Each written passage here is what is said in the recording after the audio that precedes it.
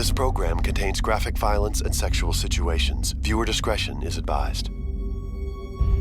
Actress Sharon Tate first makes headlines as the star of movies like Valley of the Dolls and as the wife of famed director Roman Polanski. Sharon Tate and Roman Polanski have become sort of the it couple. But her name goes down in history for a very different reason. It was beyond anyone's ability to comprehend. In the summer of 1969, What was that? Did you hear that? the pregnant actress and 6 others are brutally slain in the most infamous 2 nights of murder in American history. I have no mercy for you. The gruesome scenes shock even the most crime-hardened detectives. There's bodies and blood everywhere. These murders terrified the whole Los Angeles community. I want you to be a new friend of mine, Charlie Manson. The mastermind behind the slaughter, a charismatic leader of a religious cult bent on carrying out his sinister vision he calls Helter Skelter. All you had to do was look at Charles Manson and look into his eyes, and you could see that he was mad as a March hare. Between drugs and rock and roll, Manson knew how to appeal to this type of young person. How did fate bring together a movie star and a psychopath? Tonight, you are the devil. You understand? Meet Charles Manson, Man's son. Son of man. Charlie Manson. obscure ex-con, struggling musician, and society reject, until murder made him famous.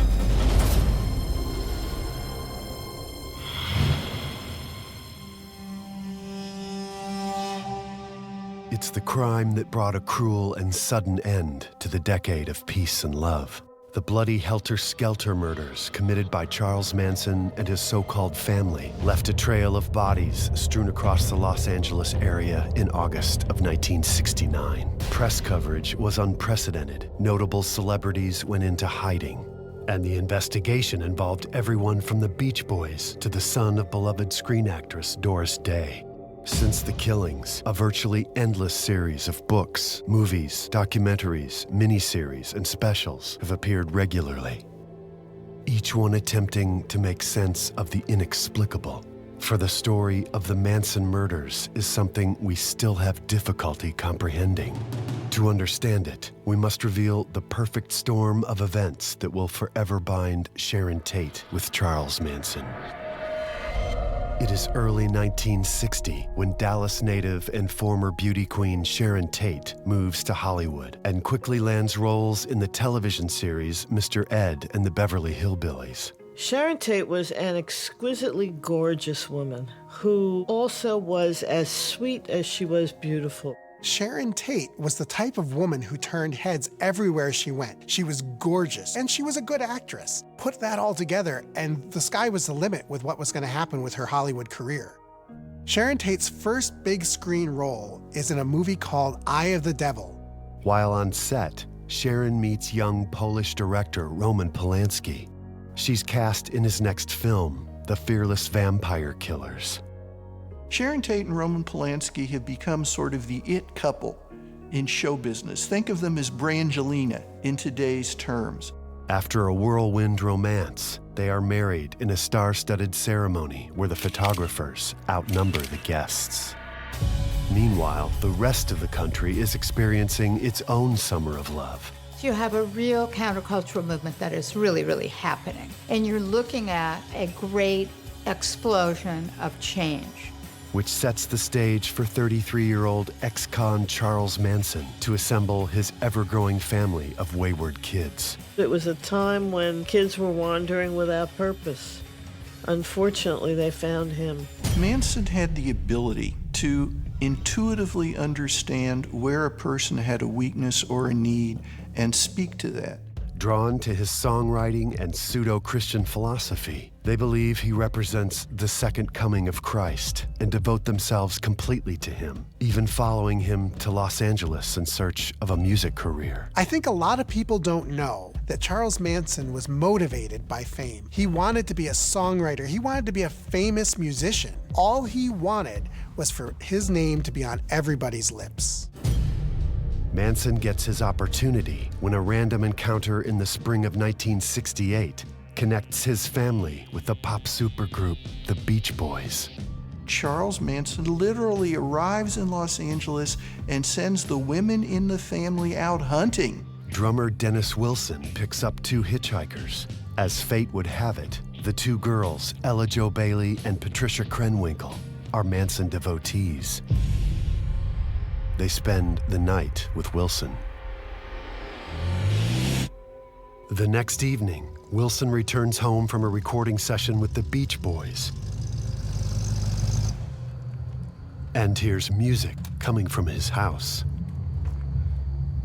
When he gets home, Manson and the family have moved in. A confused and frightened Wilson meets his new house guests. What are you doing? This is my house. Relax, friend. Don't hurt me, man. Hurt you? Why would I hurt you? I love you, man. You Dennis Wilson.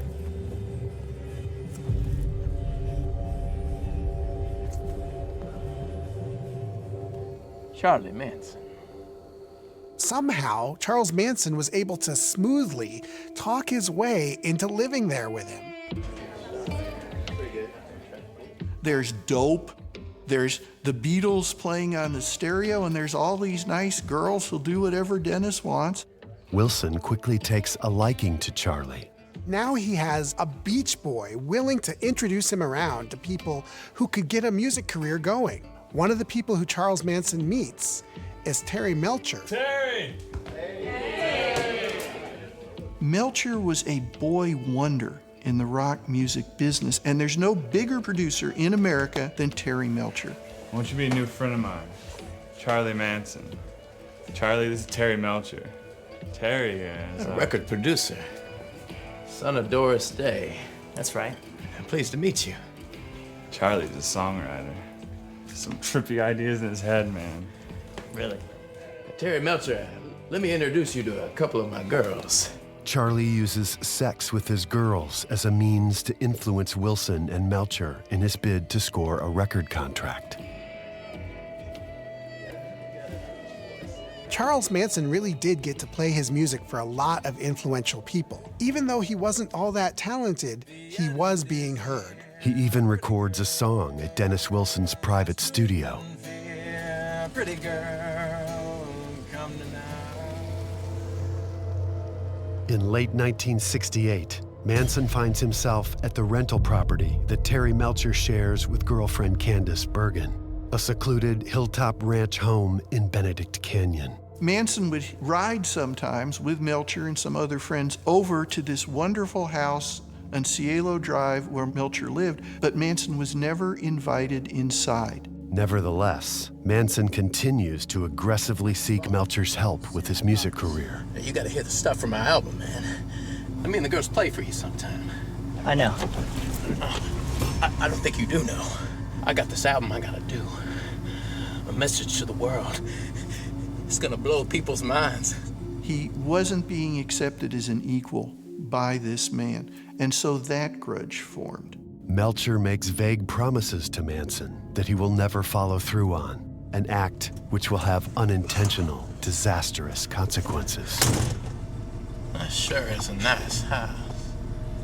The house represented a lot to Manson, where the rich, powerful people are, but he can't get inside. Eventually, Manson and his family wear out their welcome at Dennis Wilson's house and take up residence in an old Western ranch in the Santa Susana Mountains, once used as a set for movies and TV series like Bonanza. Spahn Ranch is primitive and remote. On Spahn Ranch, they're isolated. He can send them out to pick through the garbage in containers behind food stores, but they're still going to come back there, fix the big communal dinner. They're going to eat. Charlie's going to preach. He is their entertainment. He is their enlightenment. There's a feeling in the air now, baby. Can you feel it too? Free love is also encouraged by Charlie, who maintains tight control over distribution of drugs like LSD, speed, and mescaline, drugs he uses to control his followers.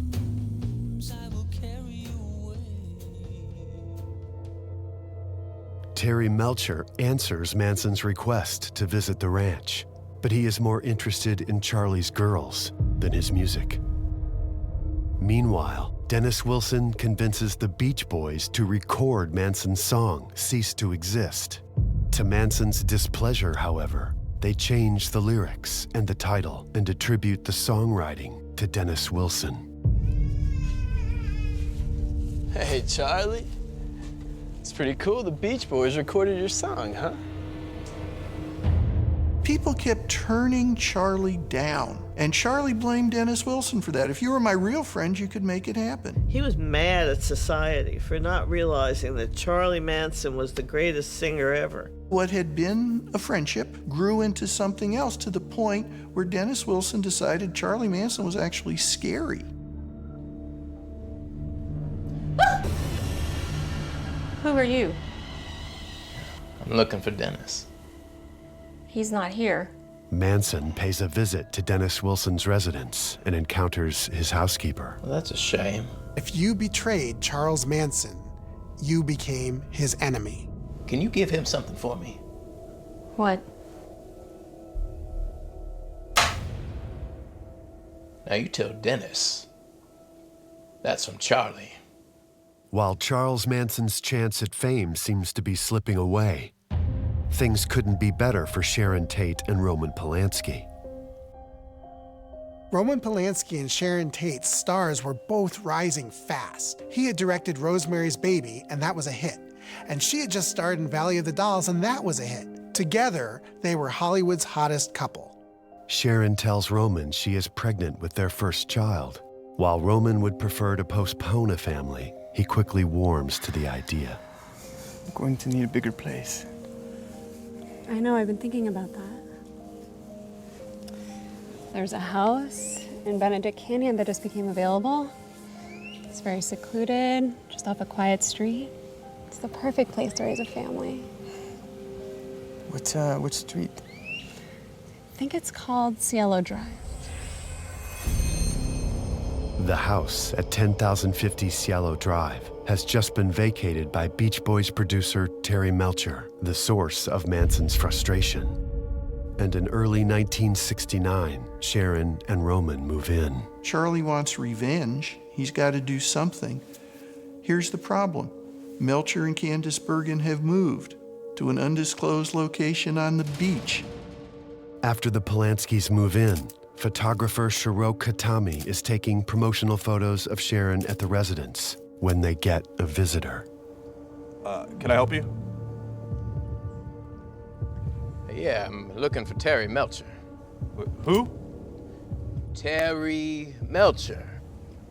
I think you have the wrong house. See, this is the Polanski residence. How did you get inside the gate? I'm looking for Terry. Yeah, you said that. He doesn't live here. Goodbye.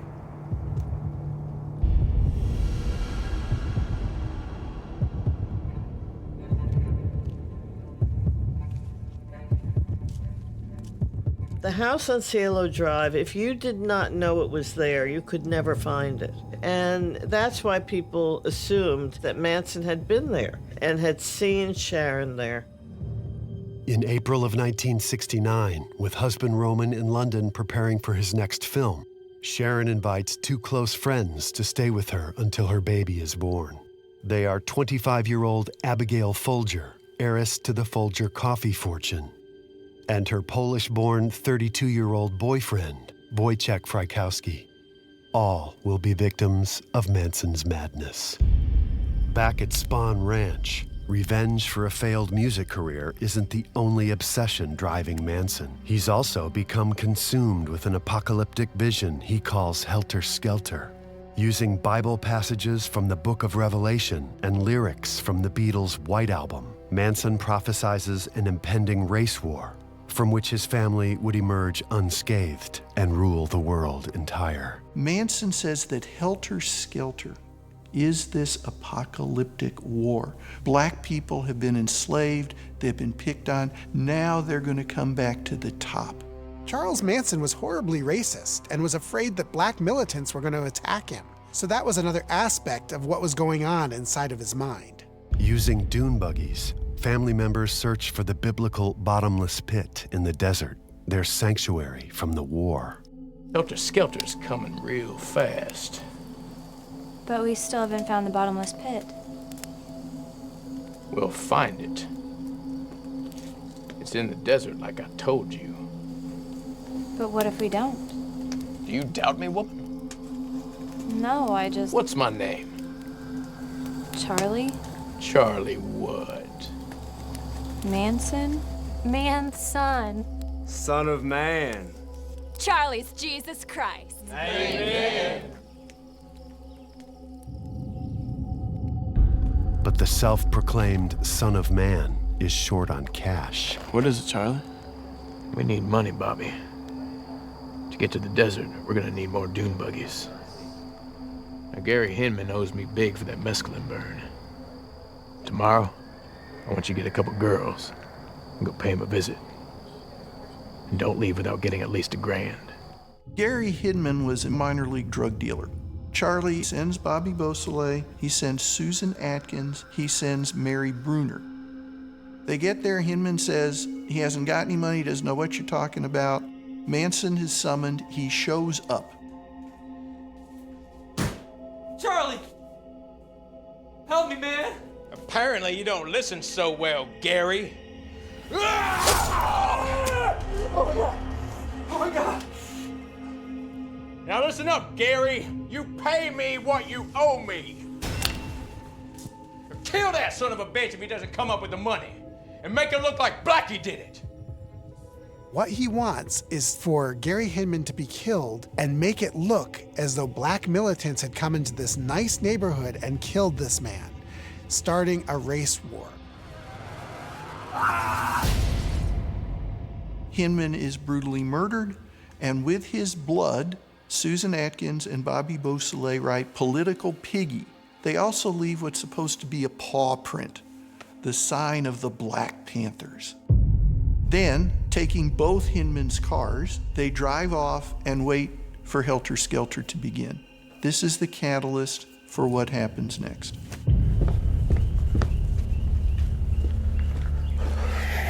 Charlie, Bobby got arrested. For what? For murder, man. He was driving around in Gary's car.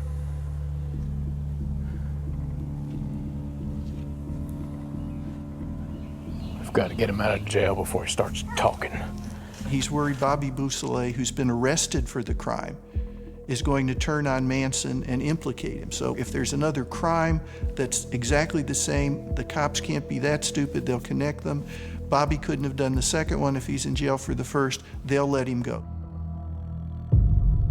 August 8th, 1969. I don't know, sis. I'd love to have you over tonight. Sharon Tate is only 2 weeks from delivering her first son. I think we're just gonna grab a bite to eat and call it an early night. Maybe tomorrow? Okay. Thanks for understanding, hun. Love you. Bye.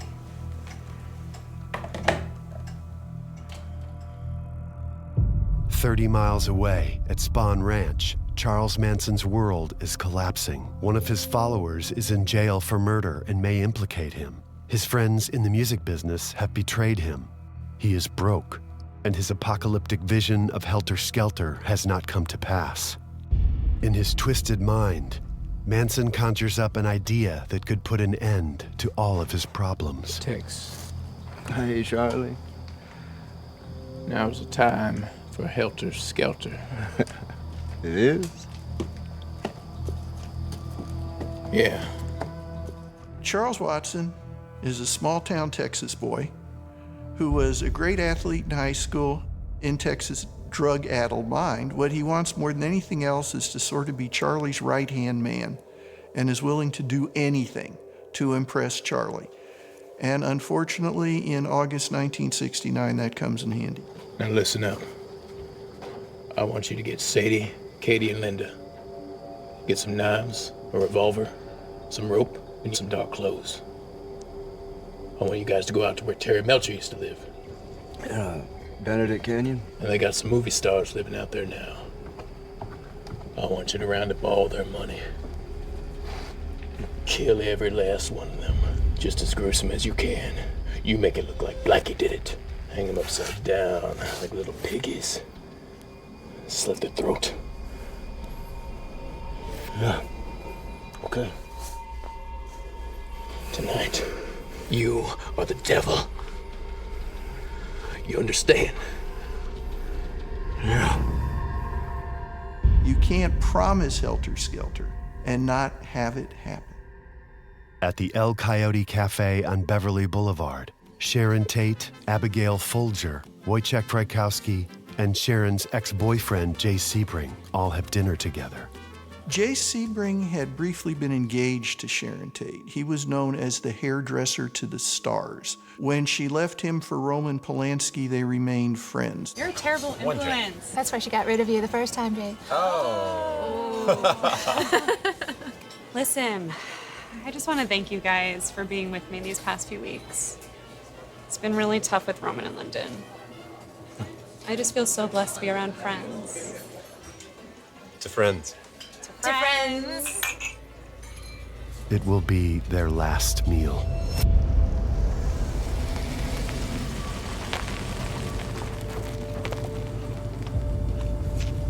Now do exactly what Tex tells you to do.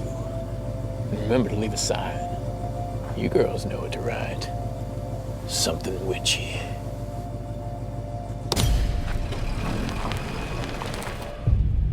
Upon returning to 10,050 Cielo Drive, Abigail, Wojciech, and Sharon settle in for an unusually hot summer evening.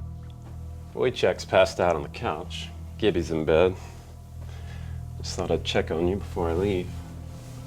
Can't seem to cool off. The windows are open. But there's no breeze. Well, short of summoning the winds, is there anything I can do for you? Yeah, have this baby for me. I'll be damned if you're not more beautiful now than ever. You are so stoned.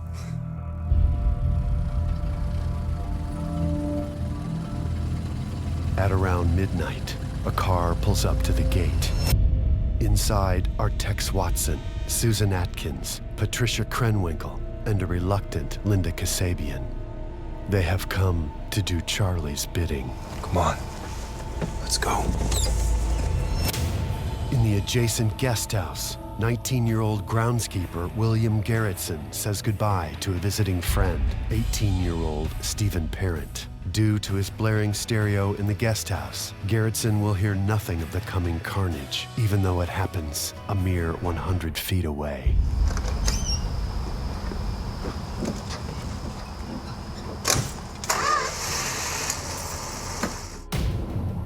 After cutting the phone lines, Tex Watson spots Stephen Parent's car approaching him. A Rambler is coming down the driveway. It's being driven by Steve Parent. He's on his way out. Watson approaches Parent's car and orders it to halt. What was that? Did you hear that? Sounded like fireworks. Well, you know how sound travels in the canyon. The sound is swallowed up by the valley. The acoustics there are strange. For no known reason, Tex Watson shot him in the head in his car, killed him. Leaving Linda Kasabian to stand guard, Tex, Susan, and Patricia approach the house. They cut their way through a screen, raise a window, and sneak inside. When they get in the house, the first thing they see is Wojciech Frykowski, who is asleep on a sofa in the living room. Further down a hallway, in a guest bedroom, Abigail Folger is sitting up in bed reading a book. In the master bedroom, Jay Sebring and Sharon Tate are talking. When Susan Atkins is creeping down the hall to try to see who else is there, Abigail Folger actually sees her going by. But there's always guests, so Abigail figures, well, it's just somebody else is getting to stay here.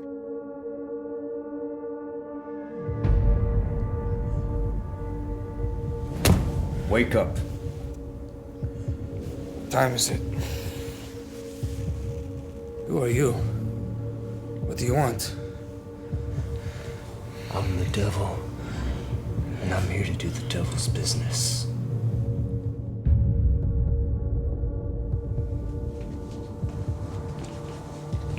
Get up. Come with us or you're dead.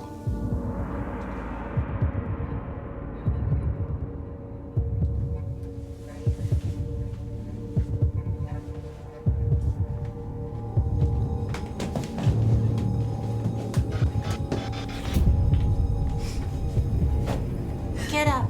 Go to the living room and don't ask any questions.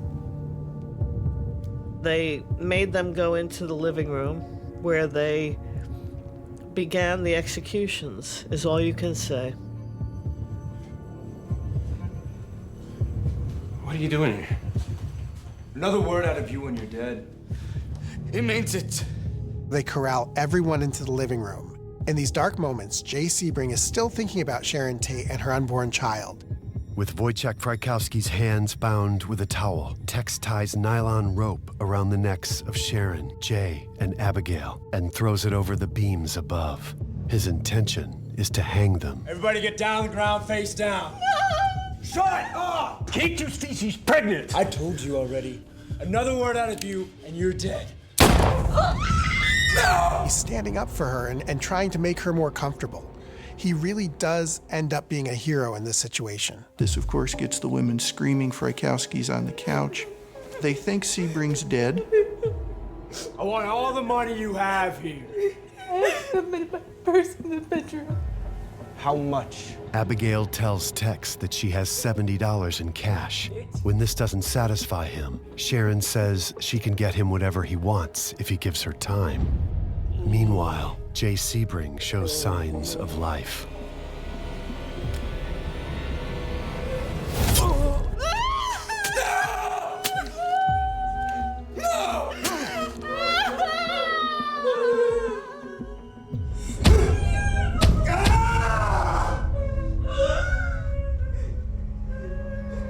Sadie, go shut off all the lights in the house. What are you gonna do with us? You're all gonna die. Kill him! Frykowski gets his hand free. He and Susan are struggling. It's horrible. She's stabbing. He gets a chance to run through the door.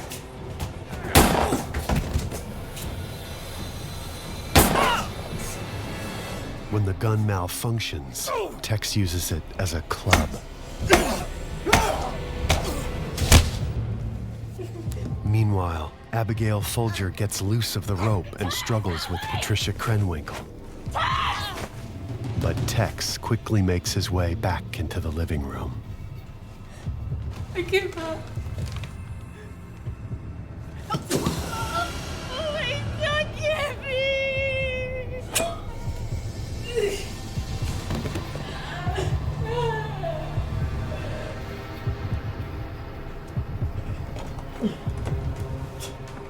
A mortally wounded Wojciech Frykowski manages to crawl out the front door.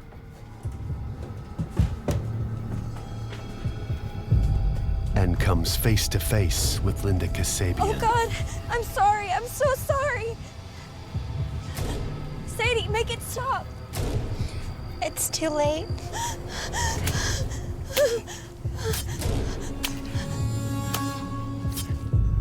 Abigail, also critically wounded, gets to her feet and stumbles toward Sharon's bedroom and the pool exit. She is pursued by Patricia Krenwinkel. Krenwinkel tackles Folger, starts stabbing her. She remembers to this day how it hurt her hand when the knife, instead of just penetrating flesh, hit bone. As Patricia stabs Folger, Watson continues his savage attack on Frykowski, who suffers stab wounds, blunt force trauma to the head, and 2 gunshot wounds. When Watson reaches Folger, she speaks her last haunting words to him. Don't stab me anymore. I'm already dead. The wounds of Folger are so horrible that she's wearing a white nightgown. When the police find the bodies a few hours later, they think it's a red nightgown. Inside the house, Susan Atkins has moved Sharon Tate to the sofa. Die.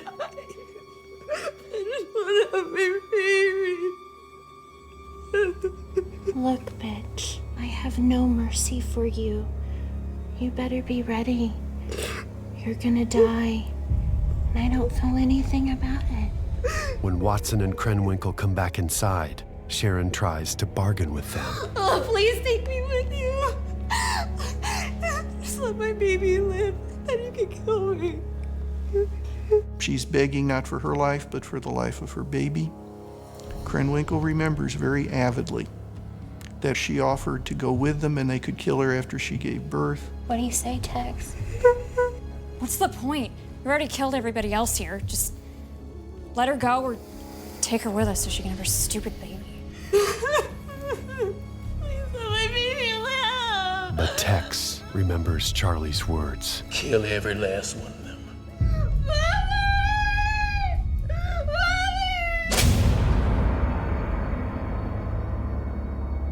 Then she dies crying for her mother. Before leaving, Susan Atkins writes the word pig on the front door in Sharon Tate's blood. They get back in the car, they drive away.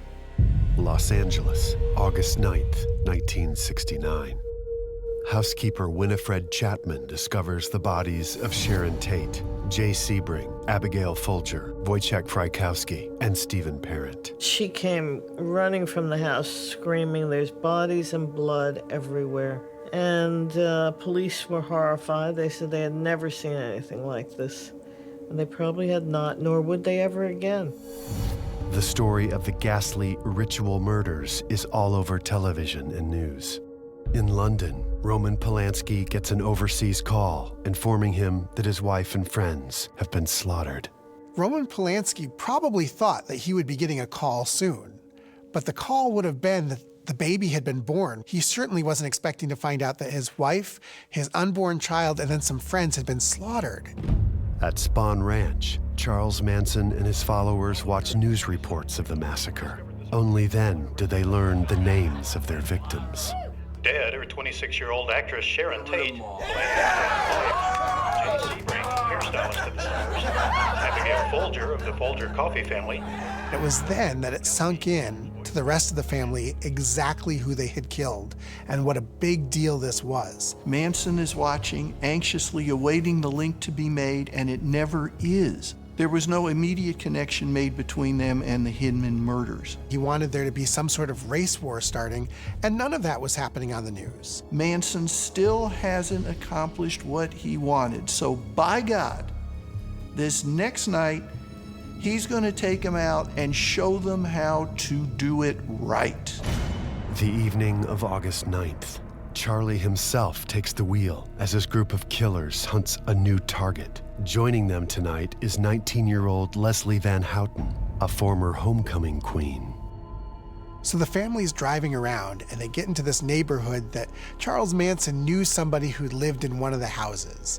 So he goes to the house next door, and that's where the LaBiancas lived. The house at 3301 Waverly Drive had once been owned by Walt Disney, now home to grocer Lino LaBianca and his wife, Rosemary. The LaBiancas, unfortunately, were home. And once again, the whole plan was to make this look as horrific as possible. We are one and one are we, hand in hand we go. We are one and one are we. Okay, listen up. Tex and I got a husband and wife tied up in there. Now, I told them it was just a robbery and they won't be hurt. Now, last night was sloppy. You guys caused panic when you told them they were gonna die. Just get in there and do your job. Charlie is smart. He's not gonna get this blood on his hands. He tells Krenwinkel and Van Houten, go in and do what Tex tells you.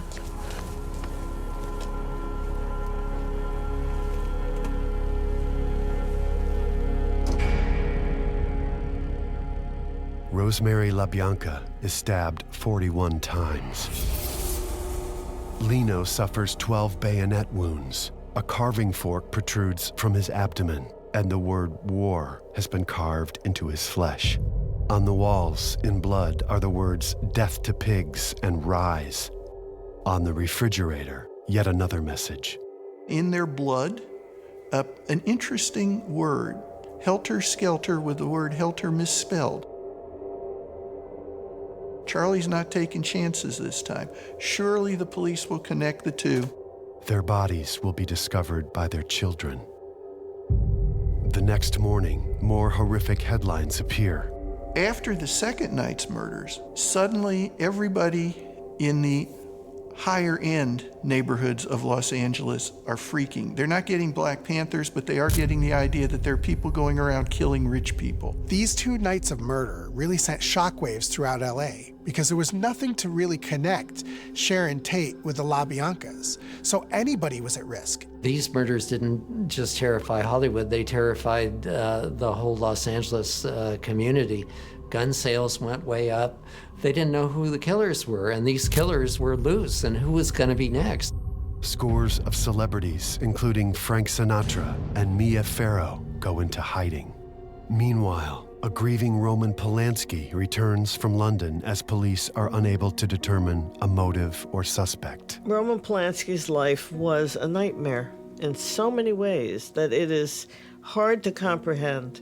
He was out of the country when it happened and found that the European press particularly was accusing him of being the killer. And that was the most painful thing he had to go through, was to come back and say, I had nothing to do with this. This is the tragedy of my life. As it turns out, Sharon Tate was carrying a boy, Paul Richard Polanski. He was buried in his mother's arms and laid to rest after a funeral where the entire Hollywood elite came to pay their respects to this young actress who had her entire life ahead of her, and to Roman Polanski, who had lost everything. Desperate to find those responsible for the murder of his wife and unborn son, Roman Polanski allows Life magazine to photograph him at the entrance of his home. His wife's blood was still on the door, spelling out the word pig. He was desperate for answers. He wanted people to see that, and anybody who had any information could come forward. With yet another murder committed by Manson and his family, this one of ranch hand Donald Shea for suspected snitching. Charlie moves the group to remote Barker Ranch in Death Valley, but their luck runs out when Susan Sadie Atkins is arrested in connection with the Gary Hinman murder, for which Bobby Beausoleil is still incarcerated. In jail, she brags to a cellmate about the Tate murders. She wants to impress a couple of her cellmates. She tells them too much. Cellmates turn stooly. The cellmates report this information to authorities, and soon the world learns the identities of the killers. 4 months to the day after the Tate murders, Manson and several family members are indicted on first-degree murder charges. The trial of the Tate LaBianca murders lasts just under 7 months and is a national spectacle during which Manson exhibits bizarre and violent behavior. Every day, all the media covering that trial could count on something that the defendants were going to do that you could build a front page around the next day. And every bit of that was masterminded by Charlie Manson. America was looking at the face of evil, and it made matters even more crazy that there were these women, these young women that would just do anything that he said. Manson came in one day with an X carved on his forehead that he had probably done with a razor blade. And then the next day, the 3 women had X's carved on their forehead. And all around outside the court, the young women of the family are sitting on the curbs talking to passersby about how Charlie is wonderful. They all cut the X. It was bizarre. Everything worked to Manson's advantage. More than anything else in his life, he wanted to be famous. And by God, for a while, he was perhaps the most famous human being on the planet. Manson was put on the cover of Life magazine, and his photograph, he just looked crazy. The prosecution, led by Vincent Bugliosi and Stephen Kay, successfully convinces the jury that the crime was committed in order to ignite the race war Manson calls Helter Skelter. I never really bought the Helter Skelter motive. I don't think it was the reason that all this was done. If there was a motive, maybe it was simply that Manson wanted to be a singer and he had lost his opportunity. He had met Dennis Wilson, Terry Melcher, and nobody had thought that he was a great talent. That may have been the only logical motive. Others believe the slayings were copycat crimes designed to free Bobby Beausoleil from jail. Still others believe it may have been as simple as robbery. But which is true? Perhaps it was a convergence of each of these motives, a tragic and deadly cocktail for slaughter. In early 1971, Manson, along with Susan Atkins, Patricia Krenwinkel, Leslie Van Houten, and later in a separate trial, Tex Watson, are all convicted and sentenced to death in the gas chamber. They see what you're doing to your world. LA will burn to the ground. Los Angeles will burn to the ground. California overturned the death penalty in 1972, so all of their sentences had been commuted to life in prison. Unfortunately, that sentenced them to endless parole hearings forever, and I have been to a great many of them. The legend of Manson and his followers is cemented in pop culture with a never-ending stream of movies, books, and documentaries. Charlie Manson, we remember through this generation it's going to go on. The reason we do, he played us then, he's still playing us now. Ever present is Deborah Tate, Sharon's younger sister, who, like her late mother Doris Tate, has devoted her life to victims' rights causes and to ensuring her sister's killers remain in jail. Though all of the killers eventually renounce Manson, a handful of his followers remain loyal to him to this day, including Lynette Squeaky Frum, who tried to assassinate President Ford in 1975. His only gift was in the people he chose to follow him. They were so young and so impressionable they would believe anything. Tex Watson is now an ordained minister who, like Susan Atkins before her death in prison from cancer, claims to be a born-again Christian. But Leslie Van Houten, shockingly, has been deemed eligible for parole. She was a young girl when she went in, and she's now an old lady. And she would like to get out for whatever life she has left. Charles Manson remains imprisoned at Corcoran State Prison in California. His next parole hearing is in the year 2027. He will be 93. Fellow prisoners have told me that sometimes they'll go up to him and they'll say, "Charlie, what really happened those nights in LA?" And Charlie will say every time, "I don't know." And then he winks. The house at 10,050 Cielo Drive has been torn down and replaced with a new estate. Ironically, at a party hosted by the new owner, the evening's entertainment was the Beach Boys. Roman Polanski moves to Europe after Sharon's death and goes on to win multiple awards for his Holocaust film, The Pianist. The real heartbreak of this story was what happens when you're getting everything that you want out of life. What happens when all your dreams are coming true and then these crazy people come and take it from you? And that happened to Sharon Tate, and she never saw it coming. Sharon Tate was a beautiful woman. She would have been a wonderful mother, and I think she would have become a well-known actress, known more for her acting skills than for the fact that she was killed by the Manson family. It's hard to imagine what happens to anybody in a future that doesn't exist.